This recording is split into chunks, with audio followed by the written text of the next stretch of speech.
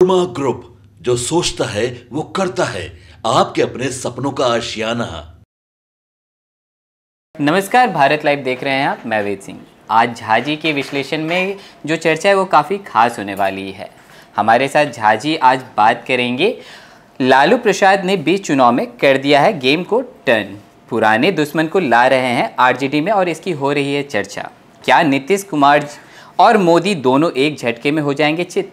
तो अब हम सीधे झाजी से बात करेंगे। झाजी, क्या कहना है आपका इस पे? देखिए, लालू यादव के टर्न करने के पहले मैं आपको बता दूं, जो इस बार के चुनाव में बिहार में बहुत कुछ ऐसा हुआ है जी, जो चर्चा का विषय रहा है। सबसे इम्पोर्टेंट चर्चा का विषय पूर्णिया से स्टार्ट कीजिए। जी, कांग्रेस में दिल्ली में जाके शामिल हुए, कांग्रेस ने उनको टिकट नहीं दिया, आरजेडी ने वहाँ टिकट पर अपना कैंडिडेट उतार दिया। ये भी एक चर्चा का विषय रहा। दूसरा, अब समस्तीपुर में नीतीश कैबिनेट के 2 मंत्री हैं, एक का बेटा एक की बेटी चुनाव लड़ रही है। इसमें एक को आज न कल हो सकता है चुनाव से पहले ही, समस्तीपुर चुनाव से पहले ही उनको इस्तीफा देना पड़े। जी, मुजफ्फरपुर, जिसको अजय निषाद ने हराया उसको बीजेपी टिकट दे दी, और अजय निषाद जो वर्तमान सांसद हैं उसको कांग्रेस ने टिकट दे दिया। बिल्कुल। तो एक तरह से कहें जो बहुत अजूबा टाइप का कुछ क्षेत्रों में ऐसा हो रहा है। ऐसा वैसे तो हुआ है बहुत जगह। अब हम चर्चा कर रहे हैं लालू यादव ने क्या टर्न करने की योजना बनाई है। जी, लालू यादव की बेटी पाटलिपुत्रा से लड़ रही है मीसा भारती जी। इस बार बाय हुक एंड क्रुक वो उसको जिताना चाहते हैं। जी, मतलब इसके लिए खुद कैंप कर रहे हैं, खुद चुनाव प्रचार, खुद लोगों से मिल रहे हैं, खुद जो उनकी जो कमेटी है, कोर कमेटी है, उसके साथ बैठक कर रहे हैं।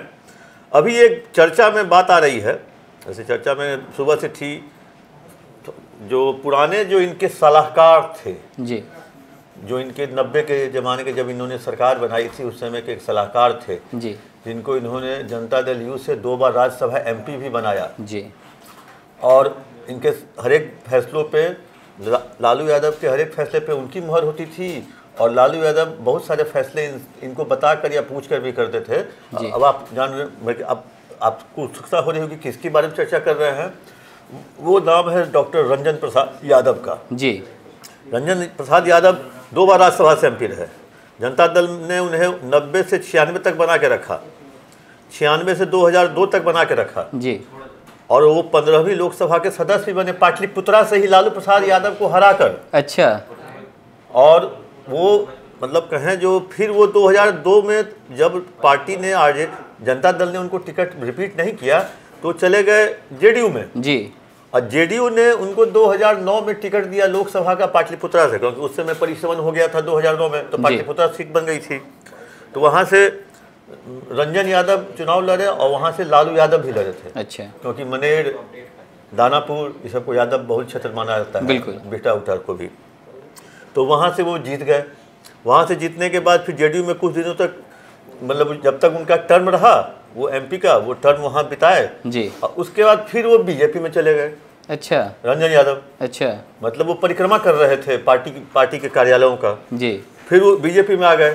तो बीजेपी में आने के बाद फिर वहाँ कुछ दिन तक रहा, फिर उनको वहाँ मन नहीं लगा, तो फिर वो अपनी पार्टी बना ली। उस पार्टी का नाम दिया उन्होंने राष्ट्रीय जनता दल राष्ट्रवादी जी। अभी सुनने को आ रहा है जो अब रंजन यादव एक बार वहाँ से जीते हुए हैं, तो लालू यादव को लग रहा है जो अगर उनको अपने में मिला लिया जाए जी, उनका इस्तेमाल किया जाए, उनको घुमाया जाए, वैसे वो घूमने की स्थिति में है नहीं, उनकी उम्र है लगभग 80 के आसपास जी, 79 ईयर्स। तो अगर उनको अगर मीसा के पक्ष में अगर उनको पाटलिपुत्रा क्षेत्र में उतारा जाए तो हो सकता है जो मीसा को इससे कुछ फ़ायदा मिल सकता है जी। अच्छा झा जी, एक बात बताइएगा कि अगर ऐसा होता है तो राम कृपाल यादव के लिए जो मुश्किलें हैं वो बढ़ेगी या नहीं? क्या लगता है आपको इस पर?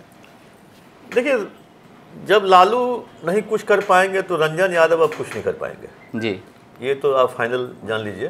क्योंकि रंजन यादव 80 साल के उम्र के हैं, मुश्किल से वो 2-4 किलोमीटर गाड़ी पर भी चल जाएंगे तो थक जाएंगे जी।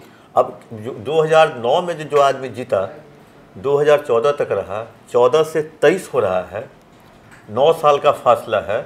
आप वहाँ के कितने लोगों को संपर्क में होंगे जी, नहीं होंगे, कौन लोग आपका फ़ोन उठाएगा, किसके दरवाजे पर जाइएगा, तो हो सकता है 9 साल में बहुत चीज़ें बहुत चीज़ें बदल जाती हैं। मतलब कि पुरानी बातें हैं, मतलब पुराने समय की बातें हैं। हाँ, वे एक चीज़ बता दें, ये रंजन यादव वही शख्स हैं जो रहते हैं नाला रोड में जी। अब बहुत ही संकरा रास्ता है इनके गली का जी। बिहार सरकार में ये लालू के इतने खास थे और इतने करीबी थे जो अधिकतर फैसलों पे लालू ने इनका साथ लिया जी। और नाला रोड बहुत ज़्यादा चौड़ा नहीं है, मतलब इनके लालू प्रसाद यादव के कैबिनेट के लगभग 1 दर्जन से अधिक मंत्री जी रंजन यादव के घर पे रात 8 बजे से 10-11 बजे तक बैठते थे जी। उस समय बिहार सरकार में अखिलेश सिंह भी मंत्री थे जी। उस समय वो आरजेडी में जनता दल में हुआ करते थे, सबसे उस समय अरवल से विधायक थे वो जी। सबसे अंतिम गाड़ी अखिलेश प्रसाद सिंह की निकलती थी वहाँ से, और शायद कोई विभाग के मंत्री भी बने थे अखिलेश सिंह जी, स्वास्थ्य राज्य मंत्री थे या कुछ इस टाइप के मंत्री थे। तो एक तरह से कहें जो बिहार कैबिनेट की एक बैठक रंजन यादव के घर पे होती थी, लालू कैबिनेट की बैठक जी, मतलब इतने करीबी थे बिल्कुल। फिर बाद में चले गए, फिर बाद में उन्होंने जेडीयू के टिकट पर इनको हरा दिया, क्योंकि 2009 में कहें तो एक तरह से लहर थी बीजेपी की लहर थी, राम लहर थी, उसमें लालू यादव हार गए पाटलिपुत्रा से जी। अब वो जो कहें जो उस जमाने के दुश्मन को फिर दोस्त बनाने की है तैयारी जी। तो यहाँ पे अगर वो चीज़ कहा जाए दुश्मन का दुश्मन दोस्त जी, तो इसको कहना गलत नहीं हुआ, क्योंकि वो बीजेपी से भी हटे, जेडीयू से भी हटे और उनकी तो पहचान लालू प्रसाद से ही थी जी। तो इसीलिए एक चर्चा है, अब देखिए ये चर्चा कहाँ तक जाती है, क्योंकि आज ही शामिल होने की चर्चा थी, आज किसी कारणवश वो शामिल नहीं हो सके, अब ये शामिल होने की चर्चा अब कल पर टाल दी गई है जी। तो इसमें तो ये भी कहा जा सकता है कि जो सुबह का भूला शाम को वापस घर को लौट आया, ऐसा भी तो कहा जा सकता है इसमें। नहीं, सुबह का भूला शाम को लौट आता है तो ऐसी बात लेकिन नहीं है। इतना समय बाद आते हैं तो इस पे तो गौर फरमाने वाली बात है। ये भूले नहीं थे, ये भटक गए थे जी, ये इनकी राजनीतिक महत्वाकांक्षा के कारण ये भटके। अच्छा, मतलब 12 साल जनता दल लालू प्रसाद ने एमपी बना के रखा, 13वें साल में नहीं भेजा तो फिर चले गए नीतीश कुमार के पास, वहाँ से फिर 5 साल एमपी बने, तो 17 साल जी, 17 साल लगातार एमपी रहे। उसके पहले लालू के कैबिनेट का आधा डिसीजन यही लेते थे जी, मतलब ये थिंक टैंक कहे जाते थे लालू के, बिल्कुल थिंक टैंक कहे जाते थे।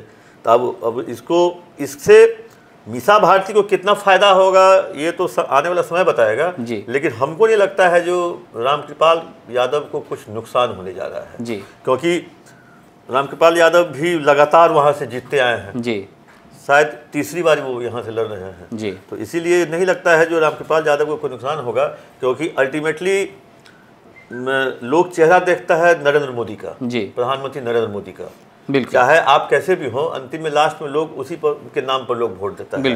चाहे पहली बार में राम लहर थी, दूसरी बार में राष्ट्रवाद थी, एकता थी, अखंडता थी जी, लेकिन उसके बावजूद वही सब मुद्दा घूमते फिरते आता है। और वैसे भी रामकृपाल यादव भी सहज उपलब्ध है जी।